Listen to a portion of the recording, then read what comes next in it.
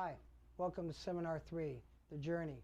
In The Journey, we'll talk about the different aspects, what typically happens when people first get into recovery, when they're new, and the process that carries them through to the recovery and change process, and ultimately, hopefully, and necessary to the spirituality. In this process, we'll talk about the problems and the difficulties that people will face, the pitfalls, the traps, and just life in itself, that nature. And we'll talk about how we attempt to fill the hole with people, places, and things when we just stay clean, as opposed to in the recovery and change process, we have that spiritual connection. That hole is filled by a self-concern, a self-worth, a self-value, a love, a care, and concern for ourselves, which emanates and spills out onto those loved ones around us, spills out with love and joy that just isn't happening when we're just clean. So that's why we need to get to this process. So let's get into it. I need you to understand there's a difference between being clean and the recovery and change process. Clean is just the abstinence of drugs. It doesn't mean I've changed anything, I'm just not using.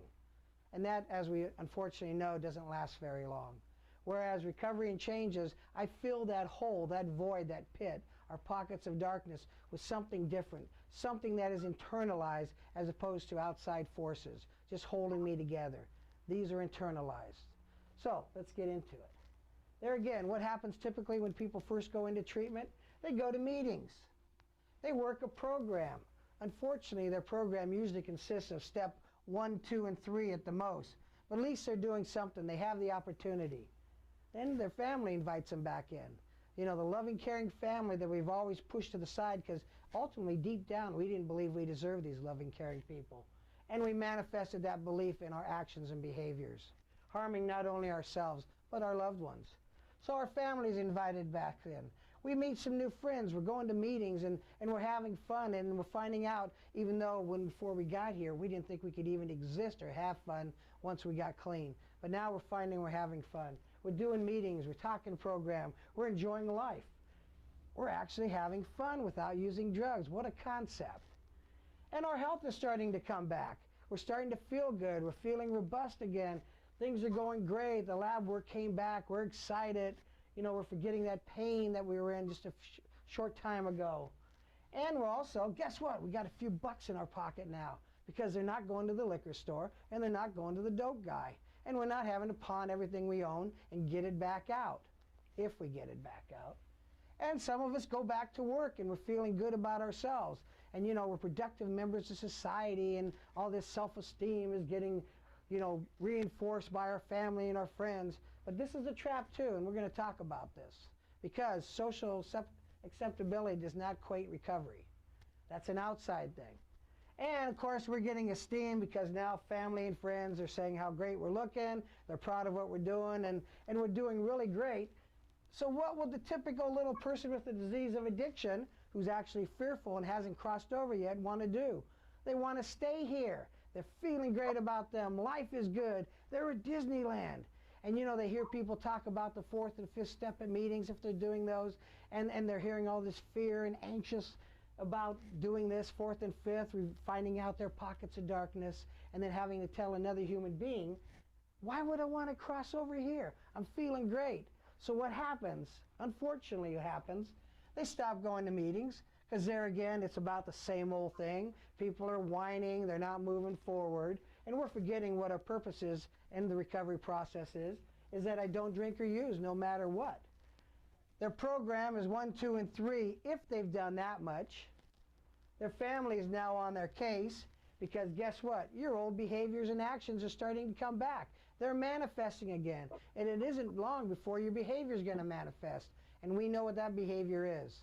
The one that causes us to actually go out under a guise and an excuse and use. And now those friends, we've avoided them because all they want to do is go to meetings and talk about program, and we're tired of doing that. We're feeling good, and I don't need this anymore. I'm still having fun, and we'll address this in a second, another side issue of this.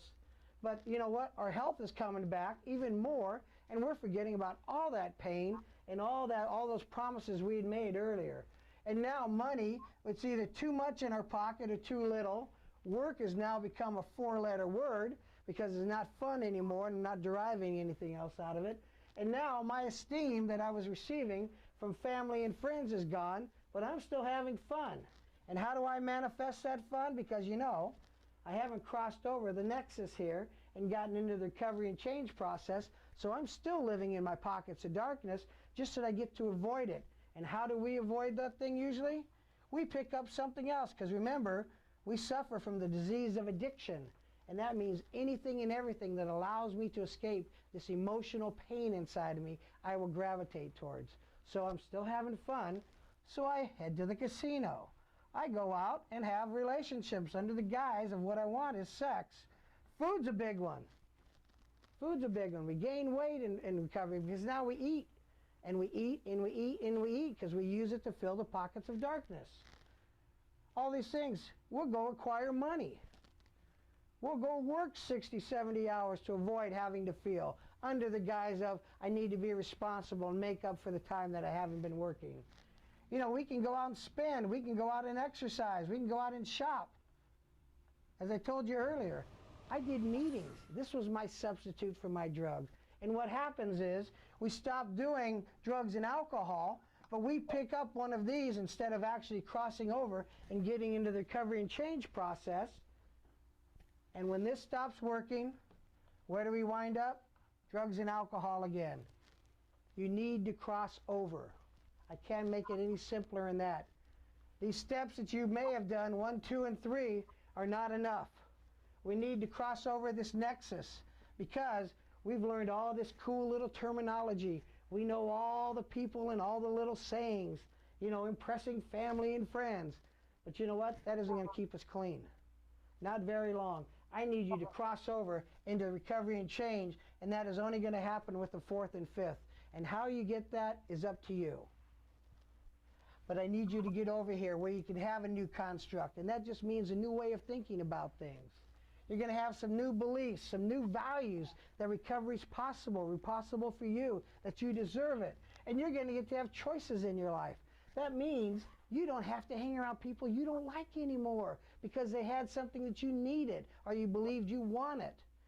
You get to make choices. You don't have to wake up at 3 in the morning when you start shaking and drink a substance so your body can relax and go back to semi-sleep, as we'll call it. And you get self-respect as opposed to steam, which is driven by outside people. This is you've internalized. This is what you believe you deserve. And finally, a spiritual connection. You notice all these are internalized. These cannot be taken away from you. They have to be given away. Unlike these things can change. Bad things happen to good people. These can't change unless you give them away. So I finally get this spiritual connection. I get to come up here and I get to be forgiven. I get to belong for once. I deserve to be here. I don't have to hide anymore. And this program talks about, I get some peace and serenity in my life. You get to live within your own skin. You actually learn to like you. But what happens, typically happens, is you'll get this connection here. You've done all this hard work, but you stop connecting.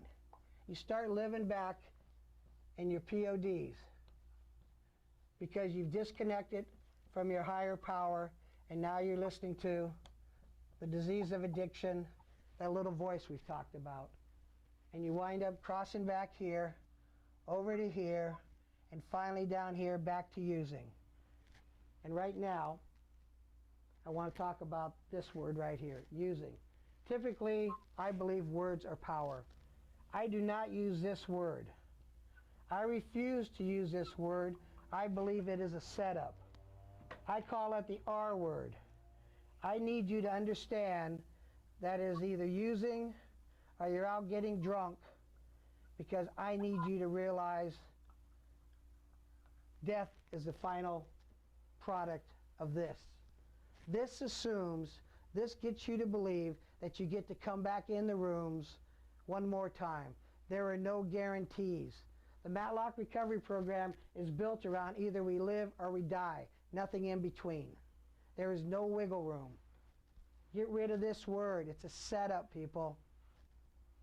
It equals this. Call it what it is. You went out and got drunk, or you went out using. Because ultimately, I need you to understand, for you to go out drinking and using, for whatever excuse you have, I need you to understand that this is death for you. And at some level, some deep, dark level, you're looking to die. This is your final vision. This is what you want. Because death is what's going to happen for us. Nothing is going to be solved. At some level, you need to understand that. And please don't tell me about those loved ones you talk about, because when you decide to drink or use, you don't give a damn about them. You're worried about your own little pockets of darkness and all the pain and misery that you feel that no one else can understand. It's a lie. It's a lie. Pain shared is pain lessened. I do not have to drink or use. That is a choice. But once you put it in your body, biologically, it is not going to be a choice. And I have to know cognitively, drinking and using does never solve my problem, and it never did, and it never will. There again, we come back to drinking and using. It's the same old thing. It never gets better, only worse, progressive, right out of the books. I need you to understand the disease has one job for you, and that's to kill you. Period. There's no other reason it exists than to take us away from our higher power, cause pain and misery to our loved ones. Other words that I do not use, and I want to cover this because I'm a big one proponent of believing in the power of words. Words I do not use in regards to drugs and alcohol is fixed, cured, well, and recovered. Those 4 words I do not use because my little disease is going to twist them at some point and get me to believe that I'm normal. The word fixed has 2 meanings here. First off, I'm not broken. My higher power, my creator made me this way for a reason. What it is, I don't know. I don't need to know. I just know I have this disease no different than somebody with diabetes. I don't give my power to my disease by saying I'm less than. I'm not. I was made this way for a reason. Second, this isn't a cold. I don't get cured. I don't get well. It never goes away. I have this disease till the day I die. Recovered. Though it means different things in other books, here it goes back, my disease is going to let me believe this is a done process. I've graduated. I've learned enough and earned enough points and credits that I can drink or use successfully, which is a lie. Biologically, that will never happen for us. Words that I do use. I get better on a daily basis, and I am a recovering person from the disease of addiction, not from a specific substance till the day I die. Because remember, I can use anything and everything to escape my emotional pain, but there's always going to be a price. When I'm in the recovery and change process, I have other tools available to me than causing me ultimate pain and harm down the road. I hope this is an overview for you. I hope it's understandable. Please read the text. There is a lot. This is the process when people start. Be aware of it. I need you to cross over. I need you to have faith. This disease is about fear and a lack of courage.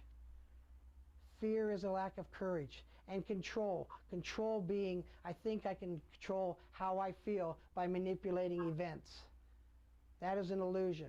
Control is an illusion. I have the ability to take care of my little world, but variables from the outside will and inevitably come in and affect that. My reaction has to be one of act upon the situation or event in my life instead of reacting to feelings. We react to feelings.